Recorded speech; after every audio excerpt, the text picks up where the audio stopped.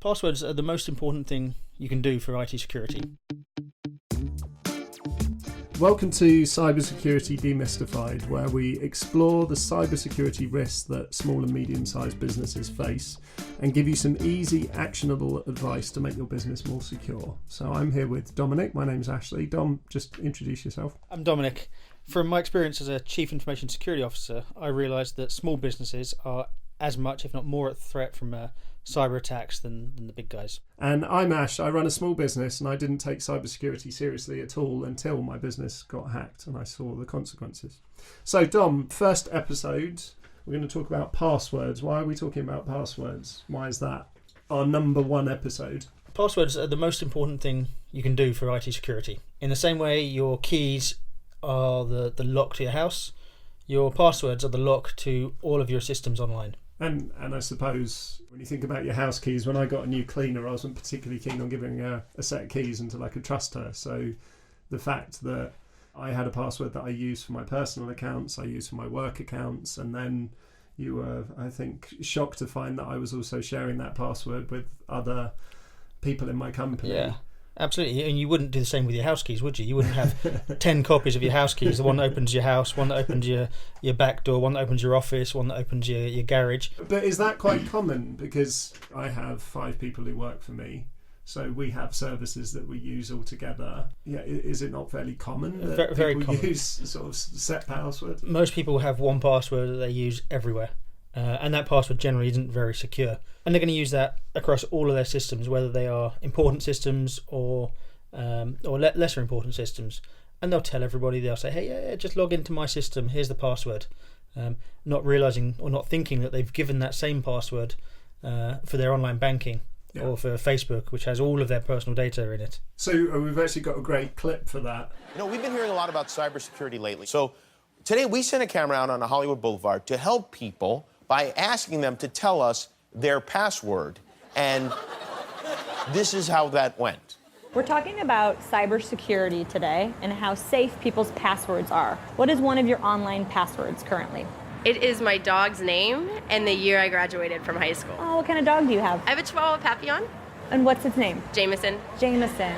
And where'd you go to school? I went to school back in Greensburg, Pennsylvania. What school? Hempfield Area Senior High School. Oh, when did you graduate? In 2009. Oh, great. So I suppose that clip shows how easily people inadvertently will give their passwords away. Whereas if someone came up to you in the street and said, can you hand me your house keys? You wouldn't. Yeah, you'd treat that quite seriously, wouldn't you? So there's this report I've got in front of me from, I always say this wrong, it's the National... NCSC, the National Cybersecurity Centre. Right, okay, and they released a list of the most commonly used passwords recently. They say in that study that in their data set, 23.2 million victim accounts worldwide were using 123456 as a password. Absolutely, and hackers will know this. They'll use that list themselves if they need to. And they will just brute force a lot of accounts. So they'll try every single combination, every single password. So they've got software that can just use your username and try every single password from this list to see if that's the password you've used, and then get access to your systems. Because I noticed on this document that it says if your password is on this list, change it immediately, because for exactly that hackers reason. will have it. Yeah, the first thing we'd try if we're trying to hack into your system is try the obvious ones: password 1234556 QWERTY. We'll try a lot of people's names.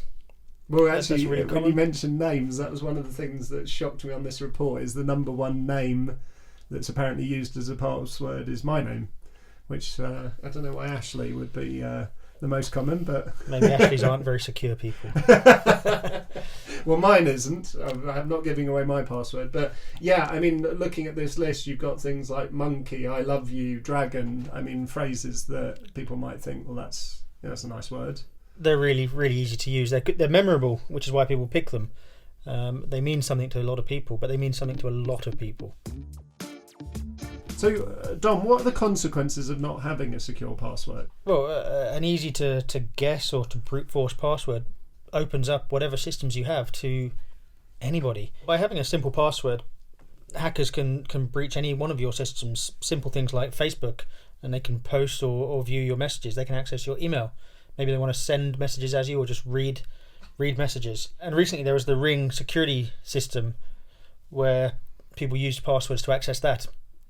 Right, yeah, and the clip's quite shocking. I mean, I'll play it now, but a little girl having someone talking to her and being able to spy in her bedroom. Those recent chilling invasions of privacy. That tree is looking really, really good, guys. Played out in home after home. Who is that? I'm your best friend. I'm Santa Claus.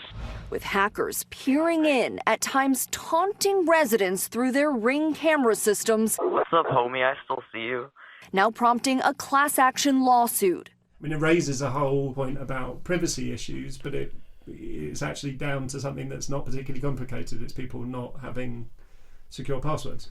Or often just the default password. Many of these systems come with a standard password, and if you don't change it, then you're really leaving yourself absolutely open.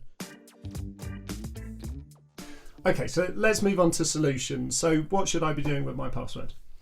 Well, there's a lot you can do to make a password memorable to yourself, unique to yourself, but not easy to guess or to be brute forced. The advice at the moment is to use a combination of words, a sentence almost, that makes the password very, very long, so much harder to guess, but still very memorable and easy for you to remember. I'd recommend also then substituting some of the characters for letters or just swapping them around. So perhaps instead of eyes, use exclamation marks. Instead of O, use the number 0. I don't want to give away a password, but on a previous internet service provider that I was using, it had a set code on the router, which was 2 very random words next to each other. When I first saw it, I thought, how on earth am I going to remember this? But it actually stuck in my head because it was weird.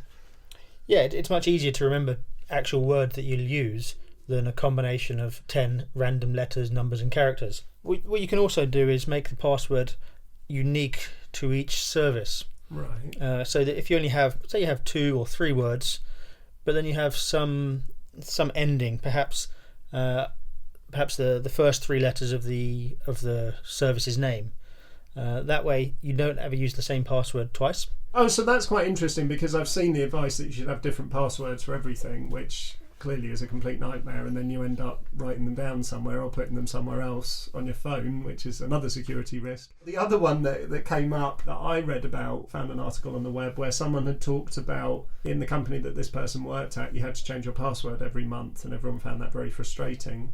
And so he used his password as a form of NLP, as a way of changing his behaviour. So I think the first month he wanted to quit smoking, the second month he wanted to save money to go on holiday, and so every time he typed in his password he was repeating this message back to himself, so sort of solving 2 things with, great idea. You have to type it in so many times, you have to remember it. This will force you to do that. Brilliant.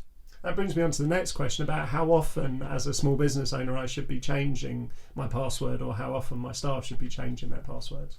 Well, in the olden days when everyone's password was very simple, I'd have recommended you change it very frequently, but people just ended up changing it to password 1, then password 2, password 3, which really isn't a great system.